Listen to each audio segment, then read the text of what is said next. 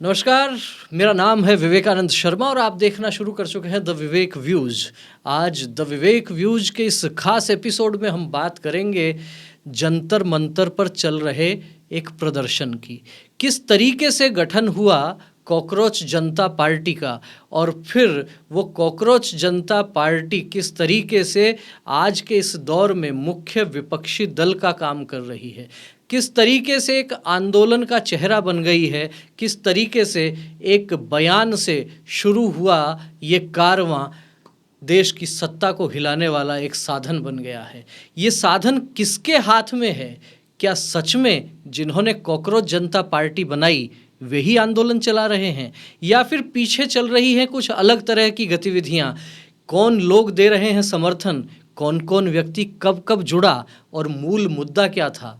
मूल मुद्दा मुख्य न्यायाधीश द्वारा कुछ लोगों को कॉकरोच कहना था, मुख्य मुद्दा नीट का पेपर लीक होना था, या मुख्य मुद्दा काठ की हांडी जो एक बार चढ़ गई उसकी जगह दूसरी हांडी तैयार करना था?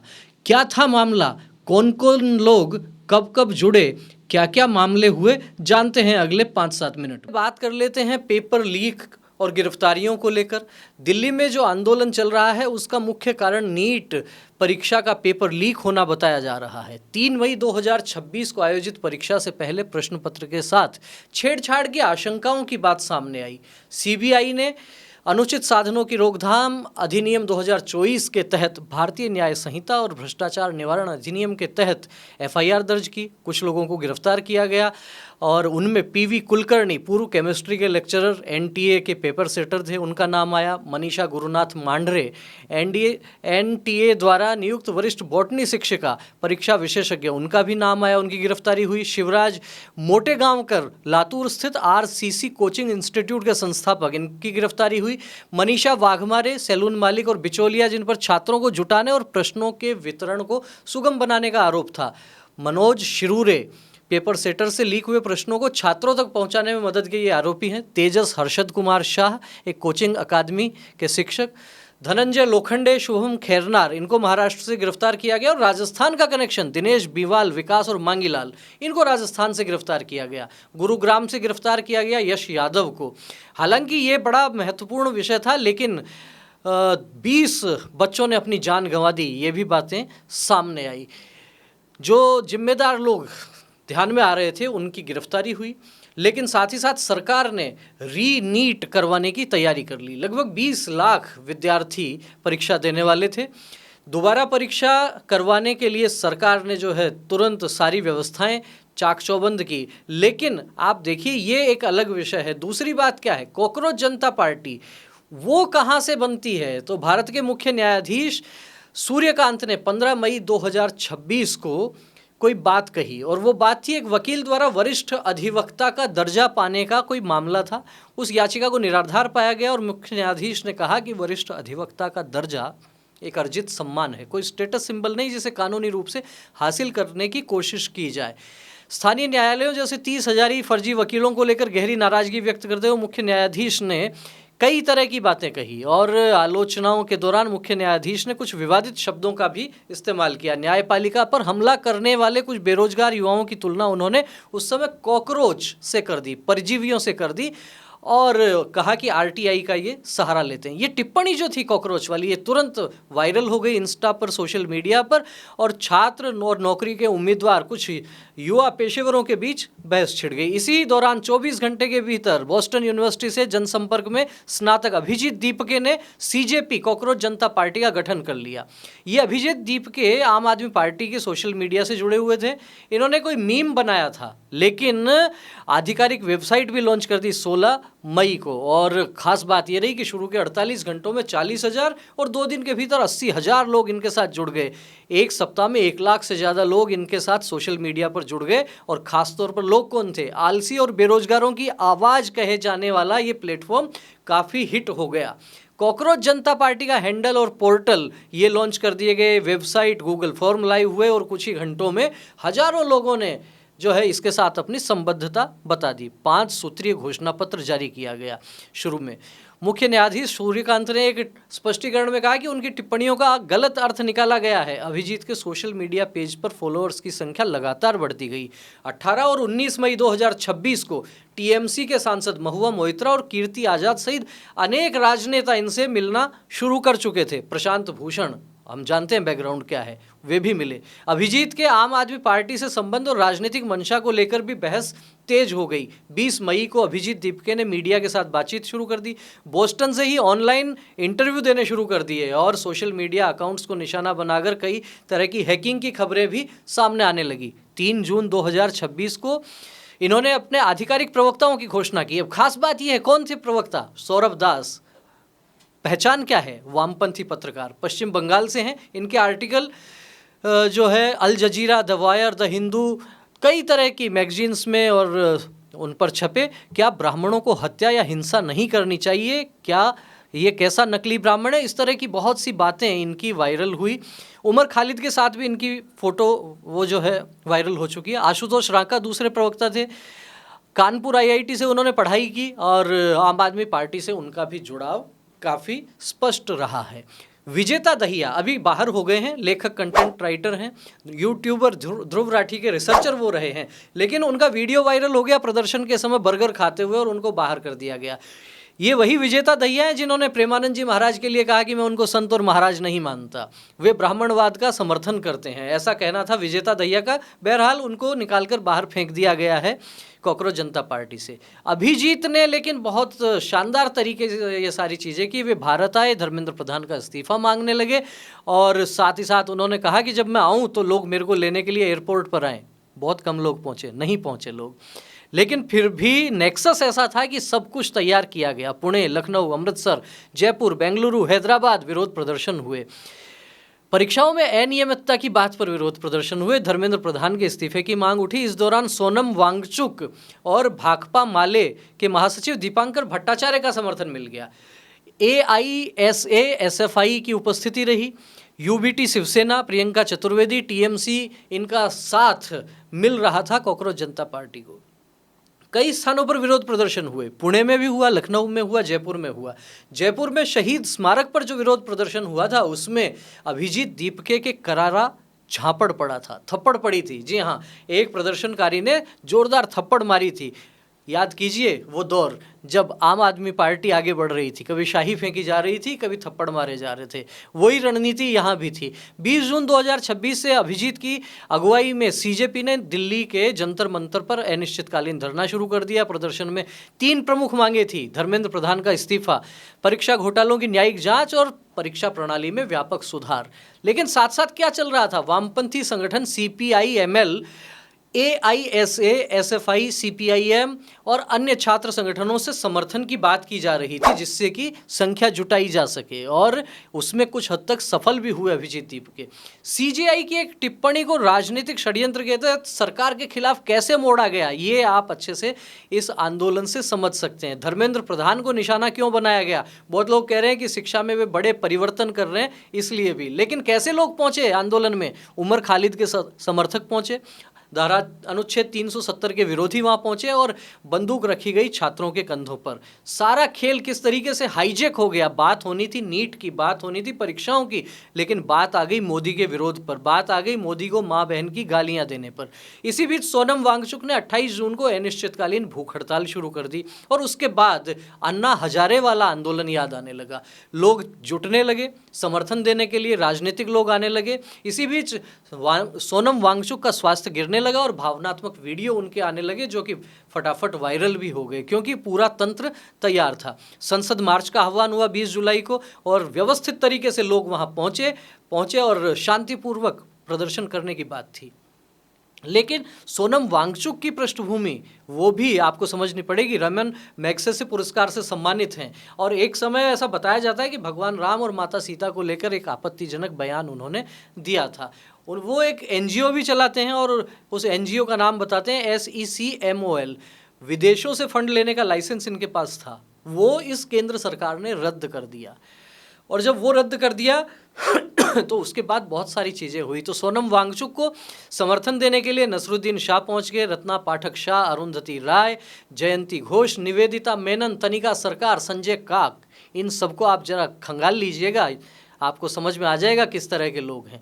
उमर खालिद के पिता भी पहुंचे और उनकी पहचान वेलफेयर पार्टी ऑफ इंडिया के राष्ट्रीय अध्यक्ष, all India Muslim personal law board के सदस्य और पूर्व में प्रतिबंधित छात्र संगठन student Islamic movement of India Simi से भी वे जुड़े रहे हैं। उद्धव ठाकरे, अखिलेश यादव, महुआ मोइत्रा ने समर्थन दिया आंदोलन को। अरविंद केजरीवाल कहाँ पीछे रहने वाले थे, वे भी पहुंचे और अभिनेता ओमी वैद्य, जीनत अमान ने भी मुद्दे का समर्थन किया। सपा सांसद प्रिया सरोज, प्रशांत पेडोले, भीम आर्मी के प्रमुख चंद्रशेखर, शबाना आजमी, सोनी राजदान और साथ ही साथ शंकराचार्य, स्वामी अवधेश्वरानंद ने भी बयान जारी किए। सीजेपी ने एक दिवसीय एकजुटता का उपवास का आयोजन किया 16 जुलाई को। डिम्पल यादव, केजरीवाल भी शामिल हुए और साथ ही साथ बहुत से अन्य लोग भी वहां पहुंचते रहे। 17 जुलाई को पवन खेड़ा भी वहां पहुंचे। आमिर खान और किरण राव ने भी चिंता व्यक्त की। सीजेपी ने अपनी वेबसाइट पर चलो संसद अभियान तेज कर दिया। 20 जुलाई को अभियान चलाना था, लेकिन अब आप देखिए कि इस आंदोलन में कैसे दूसरे लोगों की इसमें एंट्री होती है, कैसे विवादित बयान आते हैं, किस तरह के इसमें स्लोगन और किस तरह के नारे आप लोगों ने बहुत से रील में देखे होंगे।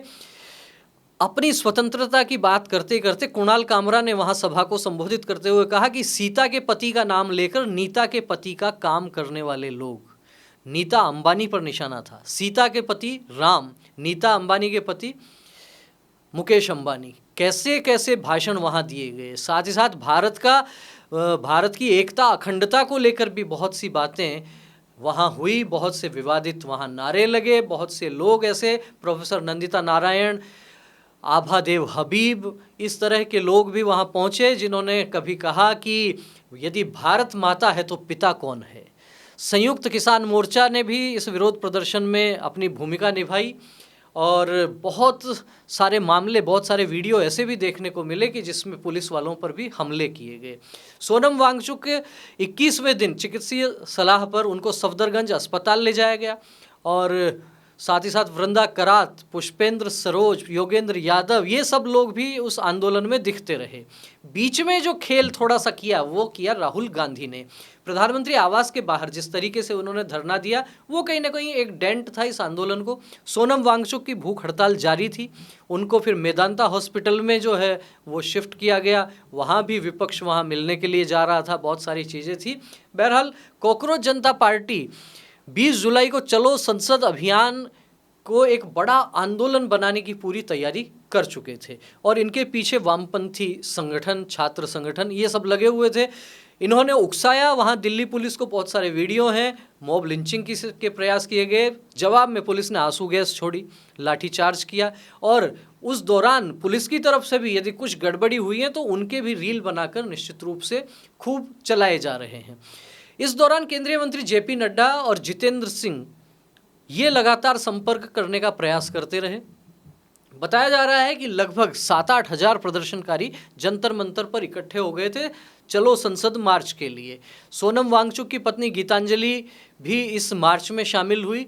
जगह जगह बैरिकेडिंग कर रखी थी पुलिस ने, बैरिकेडिंग तोड़ दी गई। प्रदर्शनकारियों और पुलिस के बीच नोक-झोंक हुई। साथ ही साथ बताया जा रहा है कि अहमदाबाद, सूरत, भावनगर, जूनागढ़, लखनऊ सहित देश भर में अनेक स्थानों पर बिना पुलिस की अनुमति के प्रदर्शन किए गए। जयपुर में भी प्रदर्शन हुआ, कांग्रेस पार्टी ने प्रदर्शन किया, Aam Aadmi party, Samajwadi party, TMC, RJD, Shivsena, UBT, बहुत से संगठन, राजनीतिक संगठनों ने समर्थन दिया। संसद भवन की तरफ छात्रों का कूच हो रहा था। संसद भवन संवेदनशील स्थान कहा जाता है।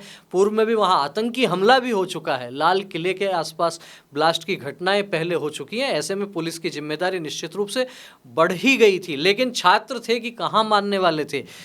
पूरे जोश के साथ आगे बढ़ते गए, पुलिस के साथ उलझते गए और सीधे आमने सामने भिड़ंत हो गई पुलिस की और प्रदर्शनकारियों की। लेकिन ये पूरा आंदोलन किस तरीके से जो चला था, सीजेआई की एक टिप्पणी से ये पूरा तब्दील हो गया मोदी के विरोध में, धर्मेंद्र प्रधान के विरोध में।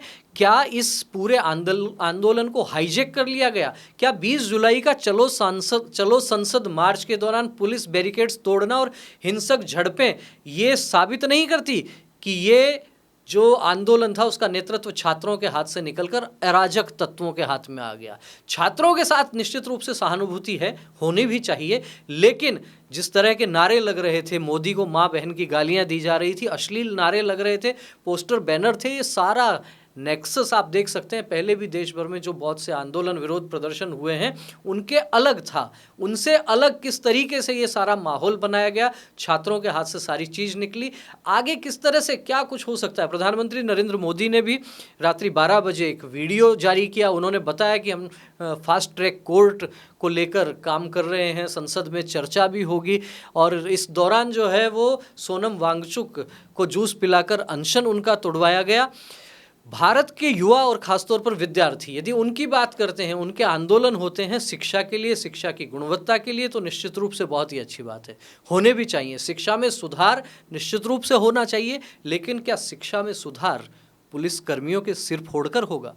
क्या शिक्षा में सुधार पुलिस की गाड़ियों को उलट पुलट कर तोड़ फोड़ कर देने से होगा? शिक्षा में सुधार क्या अश्लील नारे लगाने से होगा? शिक्षा में सुधार क्या प्रधानमंत्री को गोली मारने के नारे लगाने से होगा? शिक्षा में सुधार क्या करोड़ों करोड़ लोगों की आस्थाओं के केंद्र भगवान राम और माता सीता पर अनर्गल टिप्पणियां करने से होगा? शिक्षा में सुधार क्या अनुच्छेद 370 को लेकर विवादित बयान देने से होगा? शिक्षा में सुधार क्या राजनीतिक रोटियां सेकने वालों की कठपुतलियां बनने से होगा? बेहतर होता कि प्रतिनिधिमंडल बात करता। बताया जा रहा है कि केंद्रीय मंत्री जितेंद्र सिंह और जेपी नड्डा ने 4-5 बार कोशिश की कॉकरोच जनता पार्टी के प्रतिनिधियों से बात करने की, लेकिन वे अड़े रहे। पहले इस बात पर अड़े रहे कि हम किसी के यहाँ नहीं जाएंगे। जब आप किसी के यहाँ नहीं जाएंगे तो आप जंतर मंतर पर भी तो आए हैं। आखिर देश की चुनी हुई सरकार है, चुने हुए मंत्री हैं, और ऐसे लोगों से मिलने में जब आपको काम उनसे करवाना है तो फिर ये कैसी बालहट है? बालहट नहीं है, ये आंदोलन हट है। उनको ये दिखाना था कि हम सरकार को झुका सकते हैं, सत्ता को घुटनों पर ला सकते हैं, और कहीं ना कहीं विदेशी शक्तियों का एंगल भी आपको सोचना पड़ेगा। इसलिए सोचना पड़ेगा कि पिछले कुछ वर्षों में श्रीलंका में क्या हुआ, बांग्लादेश में क्या हुआ, नेपाल में क्या हुआ। मैंने तो कुछ रील ऐसी भी देखी हैं जिसमें कई प्रदर्शनकारी ये कहते हुए देखे गए हैं कि संसद को आग लगा देंगे, प्रधानमंत्री को गोली मार देंगे और देश को नेपाल बना देंगे। तो जिन लोगों की ऐसी मंशा है, क्या वे नीट परीक्षा को लेकर या अन्य प्रतियोगी परीक्षाओं को लेकर गंभीर हैं? दूसरी तरफ एक बात यह भी है कि नीट का पेपर लीक हुआ, गिरफ्तारियां हुई, नीट का दोबारा आयोजन हुआ, सफल परीक्षा हो गई, परिणाम आ गया, काउंसलिंग हो रही है, छात्र डॉक्टर बनने की तैयारी कर रहे हैं। तो आंदोलन कौन कर रहे हैं? आंदोलन ऐसे लोग कर रहे हैं। आप में से भी बहुत से लोगों ने कोई वीडियो ऐसे देखे होंगे। मैंने देखा एक वीडियो जिसमें एक यूट्यूबर किसी प्रदर्शनकारी से पूछ रहा है कि आप किस लिए आए हैं? बोले हम नीट परीक्षा का पेपर लीक हुआ उसके विरोध में आए हैं। आप क्या पढ़ाई करते हैं? बीए कर रहे हैं। क्या बनना चाहते हैं? डॉक्टर बनना चाहते हैं। कैसे बनेंगे? बीए करने के बाद डॉक्टर बन जाएंगे। अब आप सोच सकते हैं कि इस तरह के लोग आंदोलन कर रहे हैं, तो क्या ये भीड़ तंत्र है? क्या वास्तव में जो लोग वहाँ पहुँचे हैं वो शिक्षा के लिए गंभीर हैं? उनके लिए मुख्य मुद्दा शिक्षा में सुधार करवाना है या फिर मोदी को गालियाँ देना है? सरकार का विरोध करना निश्चित रूप से एक आपका अधिकार हो सकता है, करना भी चाहिए। गलत बात हो, गलत नीतियाँ हों, उनके सुधार के लिए सरकार का विरोध करना लोकतंत्र में आपका अधिकार है। लेकिन क्या ये लोकतंत्र आपको अधिकार देता है कि आप चुने हुए जनप्रतिनिधि, चुने हुए प्रधानमंत्री को माँ बहन की गालियाँ दो, ऐसे ऐसे अश्लील शब्दों का उपयोग करो कि जो सुनकर आपको लगेगा कि क्या ये भारत के विद्यार्थी हैं? लव कुश ध्रुव प्रहलाद बने हम, मानवता का त्रास हरे हम, ये संस्कार किसी दौर में भारत के हुआ करते थे। लेकिन जब आप जंतर मंतर पर जाकर देखेंगे कि किस तरह के वहाँ नारे लग रहे हैं, किस तरह की वहाँ योजना बन रही है, तो आपको निश्चित रूप से लगेगा कि ये आंदोलन शुरू किस लिए किया गया था और किन लोगों के हाथ में ये आंदोलन पहुँच गया। तो जो विद्यार्थी हैं उनको सतर्क रहना आवश्यक है।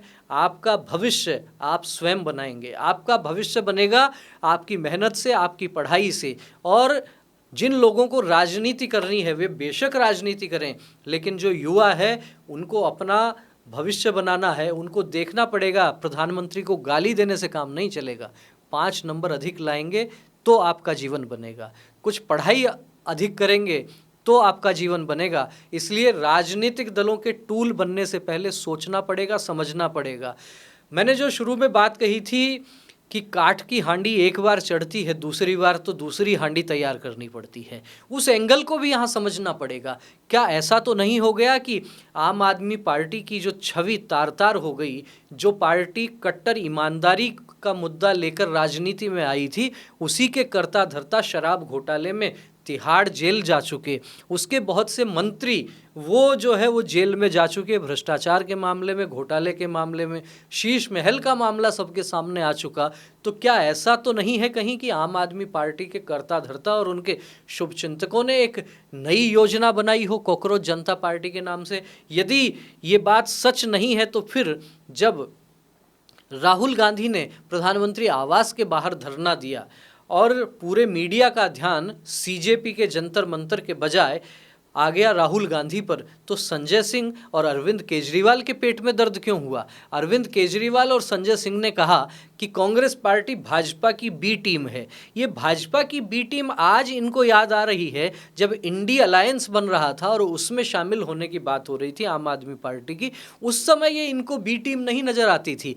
थोड़ी सी भी राजनीति जानने वाले लोग ये समझ सकते हैं कि क्या कांग्रेस पार्टी भाजपा की बी टीम हो सकती है। तो संजय सिंह और अरविंद केजरीवाल के पेट में दर्द होना ये साफ कर देता है कि वास्तव में इसके पीछे क्या खेल है। अभिजीत दीपके का आम आदमी पार्टी के साथ कनेक्शन, कॉकरोच जनता पार्टी के अधिकांश प्रवक्ताओं का आम आदमी पार्टी के साथ कनेक्शन, वामपंथी छात्र संगठनों का खुलकर समर्थन देना, वामपंथी विचारकों का इस आंदोलन को सीधे सीधे समर्थन देना, और जिस तरीके से एक अर्बन नक्सल की गैंग जिनको कही जाती है उनका सामने आना क्या दर्शाता है? मोदी का विरोध होना चाहिए, केवल और केवल ये ही एक एजेंडा सामने नजर आ रहा है। अभी जब हम ये वीडियो रिकॉर्ड कर रहे हैं, सोनम वांगचुक अपना अनशन समाप्त कर चुके हैं।